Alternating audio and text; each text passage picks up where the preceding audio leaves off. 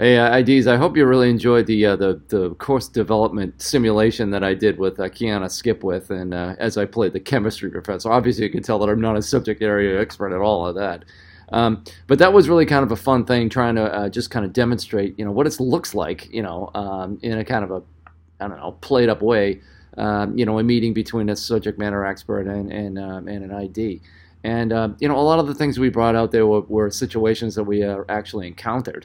And it is a challenge, no doubt about it. There are certain things that you mentioned in the discussion, of course, that make it kind of difficult. There's a few things. One is that preparations is also often a challenge. And if it's a situation where a subject matter expert comes to a meeting and they're not prepared, then we kind of got to help them do it.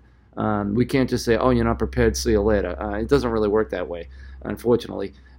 We've got to prep them and prepare them as best we can. And another thing too is, it's important that we establish, ourselves as experts in our own field, right? We're pedagogical experts. We're the experts in learning science. And so what we need to do is we need to come into those meetings confident that we know those things, and all of that. And I found that kind of smooths things over a little bit because we are colleagues in that particular case then, right? You're the expert in your subject matter, chemistry, right, if that's the case. But I'm the expert on the pedagogical stuff, and guess what? I can help you.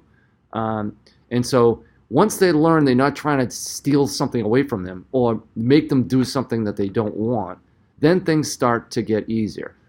The important thing is you're going to have a series of meetings with the subject matter expert, right? Establish yourself and establish a respectful relationship on those first few meetings. Don't be overbearing. Create a good rapport between you and the subject matter expert, and do what you do best. Know the stuff that you should know, and that's really important. Let me just give a quick story about something that kind of relates to another thing that came up, and that is, of course, is it an advantage or disadvantage to be an expert in the subject that you're designing?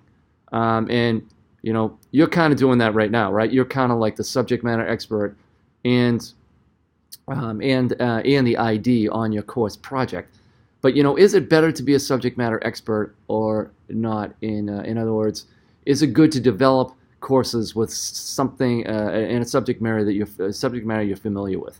I contend that it's not. I contend that it's better to be a non-expert. And the reason why, and this is my little tagline, it's important, successful IDs are experts at being non-experts. And what does that mean? That means that, we're in a particular position where we can actually poke holes in things that the subject matter expert may not see, all right? We are the question-asking experts, all right? And what happens is, around these parts of Northeastern, there's a thing that we call the expert blind spot. All right, what's that? Well, the expert blind spot is that when you're an expert about things, you know everything. So like those little shreds of content that could potentially slip through and create confusion to somebody that's new to it, we don't even see that. It's like Larry Bird's my hero basketball player, right? If he tries to teach something to like a young player or whatever, he would just say, "Well, what do you mean you don't know how to do it? I just do it, right? Because I'm so skilled and amazing at this. I can't really necessarily teach it very well necessarily because it just comes easy. All right. So the non-expert pokes holes and asks good questions. I get a perfect example. I was working with a faculty member in the law school. All right, and this program was not for the law school per se. It was for a new program. It was a master's program in Master of Legal Studies. And basically, what this is about is that it's not for lawyers. It's meant for like middle managers that may encounter some legal entanglements, and it's helping them to deal with that, know what the resources are, who they can go to, and all that. All right, so we're dealing with a different audience here. We're dealing with non-lawyers, all right, for this particular program. So when I was in meetings with this professor, he'd be throwing out legal terms, with me, like statute of limitations, subpoena, and all of that sort of stuff. And I'd be thinking to myself, now, That's pretty clear nomenclature, I think, to a lawyer. But would a non-lawyer be familiar with these things or not? And I asked him that question, and he looked at me and said, "You know what? That's exactly what I need. I need a smart non-lawyer to ask me these good questions."